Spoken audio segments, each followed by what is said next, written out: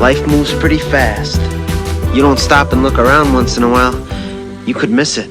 I am friends with clowns. Clearly. I don't mean this in the proverbial sense. I mean people who paint their faces, wear red noses, and ride in Volkswagen Beetles with 37 of their closest friends. I guess that's just an occupational hazard when you decide to fight adultitis for a living. Now, I know some folks have a thing against clowns, but the real ones, they're actually true adultitis fighters. They are compassionate souls who are all about bringing more light and empathy into the world. I can totally get behind a mission like that. Now, although our missions are in lockstep, clowns go about accomplishing it differently than I might. I have a friend who once organized a group of people to assemble at an airport, don red clown noses, and jubilantly welcome strangers fresh off their flight. I love the idea of this, and I'm sure the passengers appreciated the unexpected fanfare, but it's not something I could ever see myself doing. And that's okay. I know people who are always telling me that they would like to be more playful.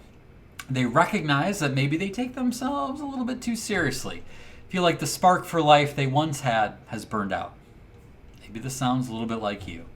They come to us for help, sheepishly admitting that they're not experts at playfulness like us. They hang their heads in shame, apologetic for their beginner status. Even people in the Wonder and Whimsy Society sometimes lament that they feel out of place compared to other members.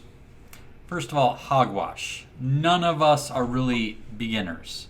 We may be out of practice and a bit rusty, but let's face it, we are all experts at this. At least we used to be. After all, when you were a kid, no one had to teach you how to play. You were a born natural. The problem arises when we think our form of playfulness needs to look like someone else's. Playfulness is actually all about chasing your natural curiosity. It's about being lost in something that gives you joy with no regard for the outcome. And that looks different for different people. So maybe you're not the type to dress up in a clown nose and greet people at the airport. That's okay. My wife Kim loves being in nature. On her walks, she enjoys looking for hearts and capturing them with her camera phone. It's a scavenger hunt. It's not an assignment from a client. It's not a chore to find a certain number on each walk. It's just for fun. But it has the side effect of helping her see with new eyes, connect more deeply with beauty she may have otherwise missed, and refreshes her soul. The worst form of adultitis is when we completely disregard our need for and the importance of play. The second worst strain might be when we compare the way we play to others. Playfulness is not about performance. It's not about doing it right. And it certainly doesn't require a red nose and comically large shoes. Being more playful is not usually about discovery, but rediscovery. You might begin by asking yourself what you loved doing as a kid. When you were 7 years old, how did you spend your summers when school let out? What could you be found doing indoors on rainy days? And how might those activities from yesteryear transfer to your grown-up life in the here and now?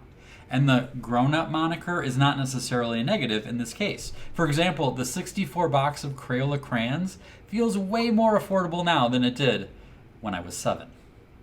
Realizing you could stand to be a bit more playful is a huge step.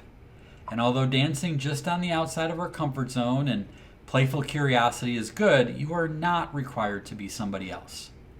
When it comes to play, as with most things in life, the best results come when you do you.